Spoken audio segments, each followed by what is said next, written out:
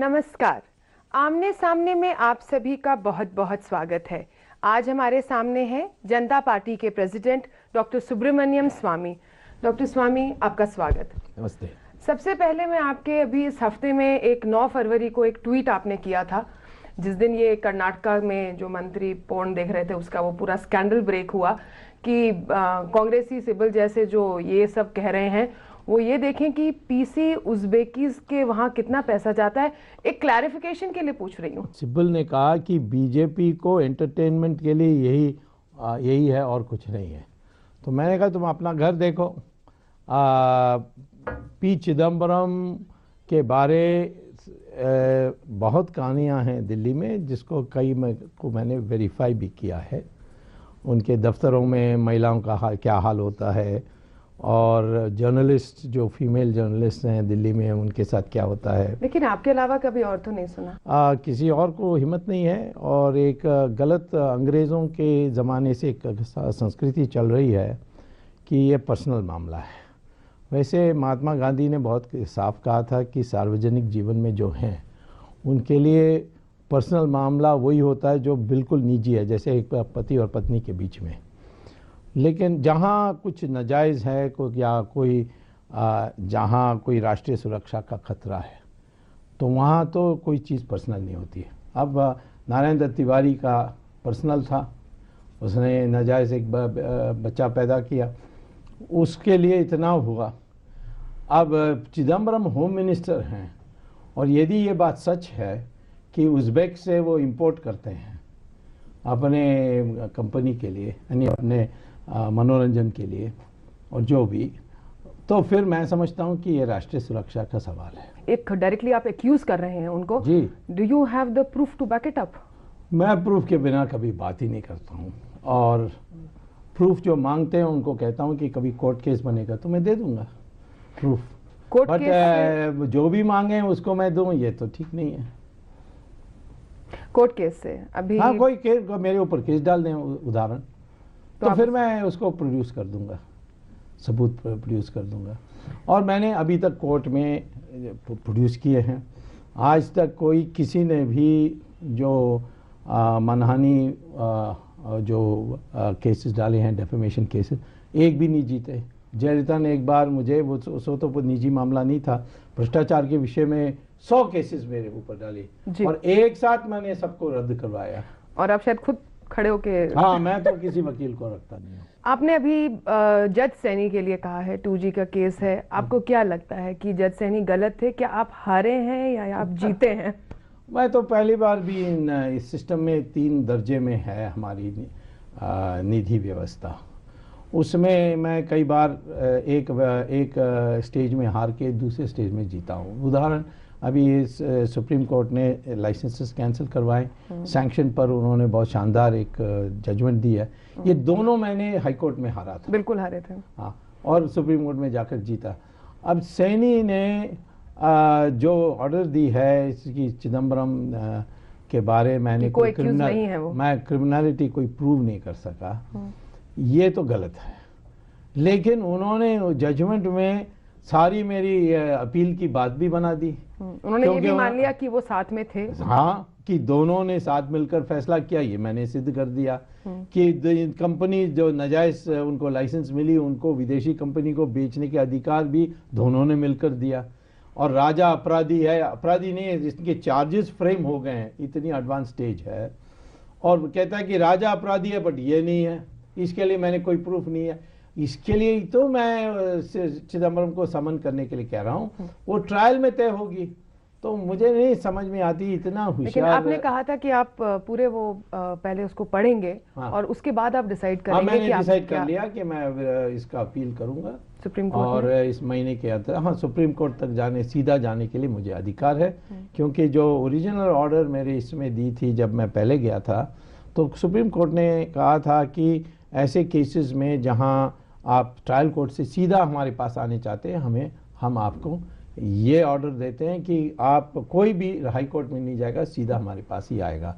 तो उस प्रावधान में मैं सीधा चले जाऊंगा। और आपको क्या लगता है सुप्रीम कोर्ट आपको सपोर्ट करेगी? मैं अभी तक तो सुप्रीम कोर्ट ने इतनी मेरे केसेस पर अच्छे ऑर्डर्स दिए हैं, और यदि वो कोई ऐसा फैसला दे जो मेरे पसंद की नहीं है तो मैं स्वीकार कर लूँगा। परंतु मुझे आश्चर्य होगा यदि सुप्रीम कोर्ट इसमें सैनी का ठुकरा कर, क्योंकि सैनी ने तो एक प्रकार से आधा तो मेरा काम कर ही दिया है, मान के साथ काम कर रहे हैं। हाँ, ये बहुत बड़ी चीज़ है।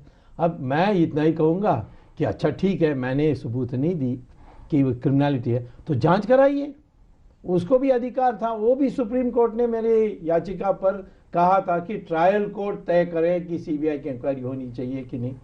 तो सैनी को निश्चित तौर पर ये करना चाहिए था। लेकिन as of now home minister, prime minister कोई भी 2G स्कैम में अंडर स्क्रूटिनी नहीं है। नहीं, ऐसा नहीं है। अभी तो एक ही स्टेज पर चिदम्बरम बचे हैं, आगे नहीं बचे। Any personal animosity with him? देखिए, कोई जाती दुश्मनी? देखिए, सुप्रीम कोर्ट ने ही एक केस में कहा था जिसका नाम है भजन लाल केस 1992 में, कि पर्सनल होने से भी हमें कोई चिंता नहीं, हम देखेंगे कि दस्तावेज में गंभीरता है कि नहीं, जो आधार पेश किए हैं उसमें सबूत है कि नहीं, तो वही देखनी चाहिए। मेरे पर्सनल है कि नहीं वो तो अलग बात है। दूसरी, मैं स्पष्ट कर देता हूँ, मैं चिदम्बरम को जानता ही नहीं हूँ एज अ पर्सन। मेरे उसके साथ एक बार भी डिनर नहीं हुई, उसके साथ चाय तक नहीं पी है। इतना ही था कि उन्होंने एक दिन ऐलान किया था कि जब मैं हार्वर्ड में प्राध्यापक था वो मेरा स्टूडेंट था। अब वो मेरा स्टूडेंट होता और मुझे याद नहीं है तो इसके माने आपने ये कहा कि वो अच्छा स्टूडेंट नहीं था? नहीं होगा। Harvard Swami, Harvard has voted कि जो उनके आप समर सेशंस में आप लेक्चर्स देते थे वो आप नहीं देंगे। डू यू रिग्रेट कि आपने वो आर्टिकल लिखा? मैं क्यों रिग्रेट करूं? हार्वर्ड को रिग्रेट करना चाहिए कि मेरी सेवा नहीं प्राप्त होगी उनके लिए। और दूसरा है कि जिन लोगों ने वोट किया वो इकोनॉमिक्स डिपार्टमेंट के लोग नहीं हैं। हार्वर्ड ने मुझे निमंत्रण का पत्र भेज दिया था, और जो फैकल्टी में जाती है जहां सारे प्रोफेसर्स उपस्थित रहते हैं वो एक रूटीन मामला था। उसमें ज़्यादातर प्रोफेसर जाते भी नहीं है क्योंकि डिपार्टमेंट ने रेकमेंड कर दिया तो ठप्पा लगाते हैं। उस दिन ये जो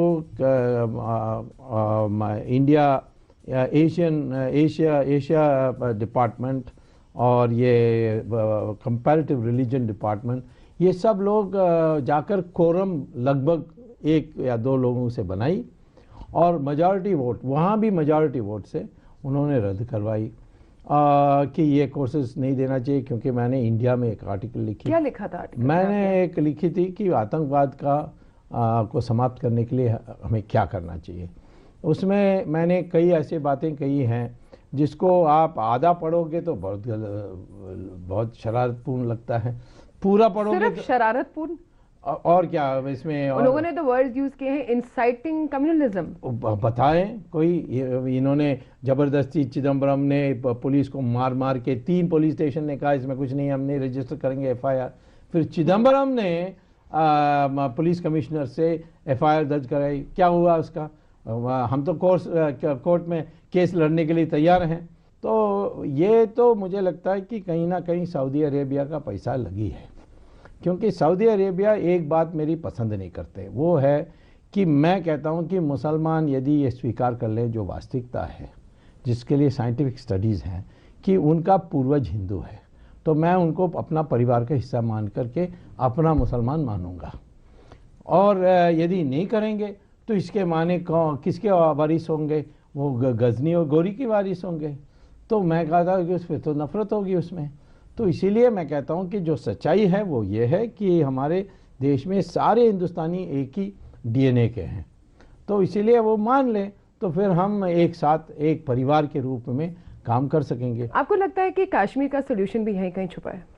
कश्मीर का एक ही सोल्यूशन है कि जब हमें मौका मिले उसकी जो बाकी हिस्सा है उसको मिलिट्री भेजकर अपने हाथ में लेना चाहिए, और कोई सोल्यूशन नहीं है।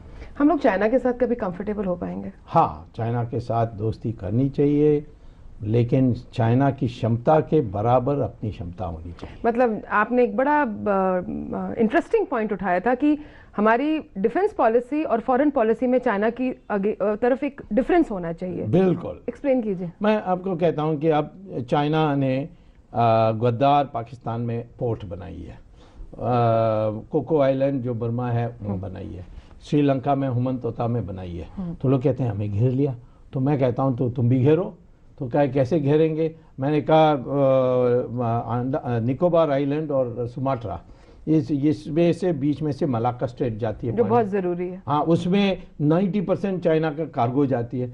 तुम इंडोनेशिया से दोस्ती कर लो और कहो कि भाई हम पुलिस करेंगे, कौन जहाज जा सकेगी कौन जहाज नहीं जा सकती, जैसे सुएज कनाल में करते हैं। तो फिर चाइना को दबना पड़ेगा। दूसरा है कि तिब्बत का इतनी लंबी उनकी सप्लाई लाइन है, तो आप अरुणाचल में और आसाम में आप 4-5 स्क्वाड्रन बैठा दीजिए आपके एयरफोर्स के। तो जब भी कुछ आक्रमण होगा, सेना से जवाब नहीं देना है, वायुसेना से जवाब देना है। इस तरीके से हम अपनी क्षमता बनानी चाहिए। आपका मतलब है दोस्ती बराबर में ही हो सकती है? दोस्ती बराबरों के बीच में ही हो सकती है। उस समय भी जवाहरलाल नेहरू हिम्मत नहीं हारते और एयरफोर्स को कहते हैं जाके बम करो, तो तब भी उतना बुरा नहीं होता। कूडनकलम न्यूक्लियर पावर प्लांट को आप सपोर्ट करते हैं? बिल्कुल। आपको लगता है कि भारत में विद ऑल हमारी करप्शन और जिस तरह से हम लोग शॉर्टकट्स लेते हैं, क्या न्यूक्लियर एनर्जी एक सेफ ऑप्शन है? बिल्कुल सेफ है। जितना सेफ हाइड्रो इलेक्ट्रिक है, जितना सेफ कोल है, उतना ही सेफ है, ज़्यादा सेफ है, चीपर है, क्लीनर है एनवायरमेंटल दृष्टि से। और ये जो कूडनकुलम में दिया गया रिएक्टर रशिया की तरफ से हमने ख़रीदा है, ये दुनिया के सबसे बेस्ट है, आधुनिक है। और इसमें जो एजिटेशन हो रही है, ये एजिटेशन विदेशी पैसे के आधार पर चल रही है। और आपको लगता है कि ये this is not against nuclear energy but against Russia? It is against our having nuclear reactors from Russia, because this will that mean France से नहीं मिलेगी और यूरोप से, दूसरे देशों से हम वो बेच नहीं सकेंगे, क्योंकि ये सबसे चीपेस्ट है, सबसे आधुनिक है। तो इनके बाद उसके बाद कौन खरीदेगा फ्रांस का? इस कारण से आम आदमी है जिसको लग रहा है कि भाई मेरे को ही नहीं, मेरी आगे आने वाली पुश्तों को भी खतरा है। ये खतरा कहाँ से इन्होंने सीखा पता नहीं। सड़क को पार करोगे तो खतरा नहीं है, एरोप्लेन में आप नहीं, लेकिन देखिए न्यूक्लियर एनर्जी के जो दर्दनाक और आगे तक हमारे डीएनए तक को वो चेंज कर देता है, वो हमने जापान में देखा है। एटम बम की बात कर रहे हैं, वो तो जब इस्तेमाल होगी एटम बम तभी तो होगी। हम कहाँ इस्तेमाल करने वाले हैं? हमारे ऊपर कोई इस्तेमाल करेगा तो हम 10 गुना ज़्यादा इस्तेमाल करेंगे। पाकिस्तान एक बम डालेगा तो 10 डाल कर उसको पाकिस्तान को ही समाप्त कर देंगे। आपको लगता है कि LTTE अभी तो बिल्कुल दबा दी गई है श्रीलंका में, will it again come up? नहीं, LTTE का कोई भविष्य नहीं है। मैं अभी 2 दिन की श्रीलंका का प्रवास करके आया हूँ और वहाँ आम तौर पर तमिल हैं, वो कभी LTTE के साथ नहीं थे, परंतु डर के मारे वो चुप होते थे। और ये मीडिया में एक हवा बनाई गई थी कि ये तमिल प्रॉब्लम है। ये कोई तमिल प्रॉब्लम नहीं है। भारत में जो तमिल प्रॉब्लम है, डॉक्टर स्वामी, तमिल प्रॉब्लम जयललिता और शशिकला के बीच में, क्या ये मतलब फिर से जैसे एक बार पहले हुआ था? Are we just seeing a repetition because elections are due और समथिंग? नहीं, इस बार मेरे ख्याल में उस समय उसने राजनीतिक कारणों से उसको हगल किया था और जैसे राजनीति बदली उन्होंने उसको वापस बुला लिया। इस बार एक सेंटिमेंटल प्रॉब्लम है कि ये जो अभी केस फेस कर रही है, वो मैंने ही डाला हुआ केस है और फिर सरकार ने अपने हाथ में ले ली थी। उसमें ये इसका संभावना है कि वो हार जाएगी, यानी वो जेल भी देखना पड़ेगा। तो ये शशिकला अपने, उसके जो पति हैं वो बड़ा थर्ड रेट आदमी है, वो LTTE का आदमी है, अब तो LTTE नहीं है, फिर भी उसके जो पुराने रिश्ते हैं। और उसने इसके साथ बैठ करके बेंगलोर में एक होटल में ये प्लान किया कि किसी तरीके से इसको कन्विक्ट करा दें और फिर शशिकला को चीफ मिनिस्टर बना दें। Oh my God. हाँ, अब क्या हुआ कि ऐसे, ये तो कोई हिंदी मूवी का प्लॉट लग रहा है। बिल्कुल, वो हिंदी मूवी टाइप ही हैं, तो वो तमिल मूवी के टाइप हैं, वो ज़्यादा बुरा है। हाँ, तो क्या हुआ कि ये वहाँ पुलिस ने इसको टेप कर दिया और इसको इंटेलिजेंस रिपोर्ट दिया, उसको टेप तो नहीं दिया। फिर इसने यहाँ आपने लोकली इसको टेप करवाया और आज मैं समझता हूँ कि कोई संभावना नहीं है कि कभी हाँ है। और अच्छा हुआ है, क्योंकि जयललिता अकेला एक बहुत बुद्धिमान व्यक्ति है और उसको राष्ट्रवाद का उसका एक जज्बा है, उसकी फीलिंग्स हैं, तो इसीलिए वो अकेले हो जाएंगे तो सुधर जाएगी। 1991 में जो इकोनॉमिक रिफॉर्म्स आए थे उसका ब्लूप्रिंट आपने दिया था। आज के दिन हमारे देश को क्या इकोनॉमिक रिफॉर्म्स की बहुत सख्त जरूरत है, एंड उसके साथ जुड़ा हुआ, do you support FDI in retail? मैं नहीं सपोर्ट करता हूँ। कारण मैं सपोर्ट नहीं करता हूँ कि विदेशियों के साथ हमारे देश की आर्थिक मैदान में तभी उनको अनुमति देनी चाहिए जब ये बराबर की स्पर्धा होगी। आज ये एफडीआई के रिटेल आ रहे हैं, वो लाएंगे कैपिटल 2% इंटरेस्ट में, और हमारे लोग जो हैं वो 12% इंटरेस्ट में कैपिटल लाएंगे, और हमारी लेबर चीप है इसीलिए आ रहे हैं।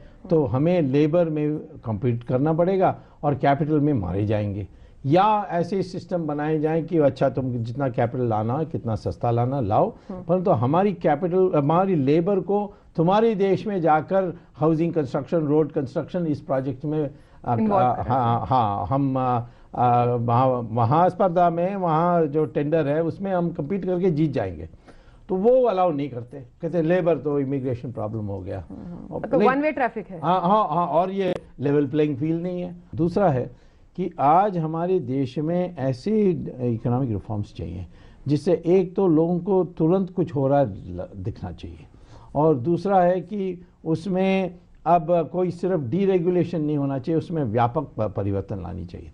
उदाहरण जहाँ तक लोगों को तुरंत दिखना चाहिए, उसमें मैं कहूँगा कि इनकम टैक्स को अबॉलिश कर देना चाहिए, क्योंकि आज अमीर लोग चार्टर्ड अकाउंट को लगकर इनकम टैक्स से लगभग बच जाते हैं।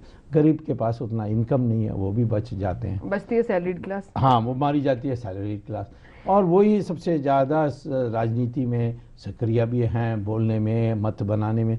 तो उनको एक संतोष देनी है कि भाई आप, और वो ज़रूर इस पैसे को जमा करेंगे बैंक में, और बैंक से पूंजी बढ़ेगी, पूंजी से ग्रोथ रेट बढ़ेगी, और इनडायरेक्ट टैक्सेस से आपको रेवेन्यू मिलेगी, और जितना रेवेन्यू आप खोएंगे इनकम टैक्स को अबॉलिश करने, उससे ज़्यादा मिल जाएगी। ये मैंने कैलकुलेशन की है। तो पहला मैं ये करूँगा जो तुरंत लगेगी। तीसरा, ये जो नदियाँ हैं इनको कनाल के जरिए हमें ग्रिड बनानी चाहिए। सालों से सुन रहे हैं बट कोई करता नहीं है, और सुनने तो बहुत अच्छे, ऐसे ही कोई, मैं ऐसा कोई खुलासा नहीं करने वाला हूँ जो पहले किसी को पता ही नहीं था, पता है, परंतु उसमें फोकस देनी, प्राथमिकता देने की सवाल है। तो ये ऐसा करें तो क्या होता है, ये खोदने में एम्प्लॉयमेंट जनरेशन होगा उन जगहों में जहाँ कोई पानी आती ही नहीं है, और वहाँ पानी आ जाएगी। और तीसरी है कि ये सारे जो ऑक्ट्रॉय स्टेट इलेक्ट्रिसिटी बोर्ड, इस सब में बड़ी परिवर्तन करने की ज़रूरत है। हो जाएगी तो हमारे देश 14-15% में आगे बढ़ेगी और 10 साल के अंदर विकसित हो जाएगी। We'll wait for that. आप IIT दिल्ली में इकोनॉमिक्स के प्रोफेसर रहे हुए हैं, एंड 1970 के शुरू में आपको हटा दिया गया था, and then you appealed to the supreme court and you were reinstated. Brief में बताइए क्या हुआ था। नहीं, ऐसा हुआ था कि जब मैं आया, मैं बहुत न्यूनतम, हमारे से ज़्यादा कम उम्र से कोई प्रोफेसर कभी इतिहास में नहीं हुआ, फुल प्रोफेसर बन गया था, क्योंकि मैं वहाँ हार्वर्ड में प्रोफेसर तो यही देना ही था। तो प्रोफेसर बनने के बाद मैं कम्युनिस्ट विरोधी था, मैंने सोशलिज्म से देश सुधर नहीं सकती कहता।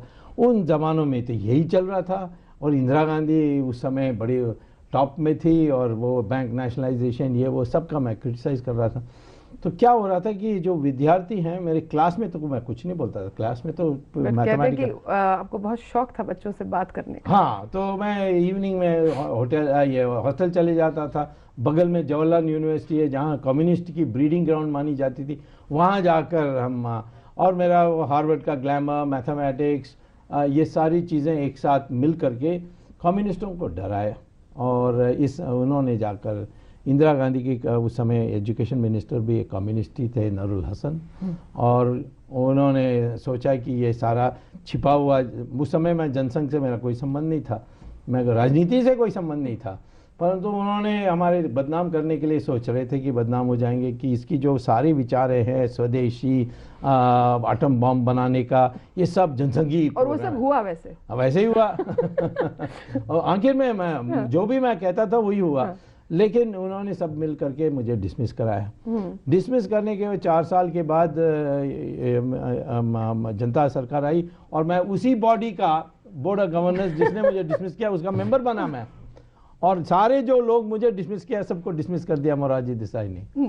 तो इसीलिए फिर हम कोर्ट में जीते 22 साल के बाद, लेकिन उस समय कैबिनेट मिनिस्टर था, तो मैंने एक दिन प्रोफेसर रहा, फिर मैंने रिजाइन कर दिया। आपने गांधी परिवार, कांग्रेस के जो प्रेसिडेंट हैं, उनकी from Sonia Gandhi sisters to her son in law, सबके लिए आपने कुछ ना कुछ है, बट आप कह चुके हैं कि मैं प्रूफ के बिना कुछ नहीं कहता, तो हम लोग ये प्रूफ कब देखेंगे? ये प्रूफ जैसे चिदम्बरम का मामला खत्म हो जाएगा आप देखेंगे, स्टेप बाय स्टेप। हाँ, क्योंकि मैं तो निजी व्यक्ति हूँ, मेरे पास कोई सीबीआई नहीं है, ईडी नहीं है, और मुझे वही कोर्ट में जाकर और यहाँ इन मामलों में जहाँ तक चिदम्बरम हो या सोनिया गांधी हो, तो सीबीआई तो डट के उनका सपोर्ट करती है, तो इसीलिए मुझे पर आपको नहीं लगता, क्योंकि आप ये चीजें बहुत पहले डिक्लेयर कर देते हैं बार बार, तो कहीं ना कहीं क्रेडिबिलिटी डाउन होती है? नहीं, क्रेडिबिलिटी नहीं डाउन होती है। यदि मैं सिद्ध करते जाऊं, मैंने पहले कहा राजा को अंदर भेजूंगा, भेज दिया, खंडीमुरी को भेजूंगा, भेज दिया, मारण को भेजना चाहिए, भेजूंगा, और भेज रहे हैं, अभी 1-2 हफ्ते में चले जाएगा, ये चिदम्बरम भी चले जाएं। अभी तक तो हमने मद्रासियों को भेजा है। आगे मुझे तिहाड़ जेल के बावर्ची कंप्लेंट आई है कि वो कहते हैं कि ये सब मद्रासी भेज रहा है, सब मसाला डोसा मांग रहा है। मैंने कहा कल किसी इटालियन को भेजूंगा तो पिज्ज़ा बनाने के लिए पड़ेगी उनको, तब क्या होगा। एनीवे, मैं ये कहता हूँ कि हमने तो शुरू से कहा, हर बात यही उसी समय यही कहा गया, कोई निजी मामला है, करुणानिधि का स्वामी ब्राह्मण है इसीलिए वो दलित के खिलाफ है, स्वामी महिलाओं के खिलाफ है, इस तरीके से 1000 बातें कही गई, परंतु जो मैं हजम कर सकता हूँ उसी को कर सकता हूँ। एक आखिरी सवाल, आपकी फैमिली है, उसके अंदर एवरीबडी, मतलब not only just caste, I will say community and religion and nationality लोग हैं, how do they take it जब आप बात करते हैं हिंदू राष्ट्र की, और उन्होंने वहाँ मंदिर तोड़े हैं तो हम यहाँ मस्जिद तोड़ दें? आपकी फैमिली का क्या मतलब व्यू होता है? पहले तो बहुत पहले से उनको पता है कि ये स्वामी एक बार मन बनाएगा तो हम कोई बदल नहीं सकते। दूसरा है कि एक फैमिली में फीलिंग है कि मेरा नीयत खराब नहीं है, क्योंकि जब भी अन्याय हुआ मैं खड़ा हो गया। मुसलमान है, हाजिमपुरा में बड़ा नरसंहार हुआ, कोई बोले नहीं। उस समय मैंने आमरण अनशन करके, इंक्वायरी दिला करके एक राहत पहुंचाने की रास्ता मैंने खोली। तो मेरे परिवार में तो कोई, वो जानते हैं कि स्वामी को कोई सुधर नहीं सकता है। इस बहुत अच्छे सेंटेंस के साथ कि स्वामी को कोई सुधार नहीं सकता, आपकी इजाजत लेना चाहेंगे। Thank you.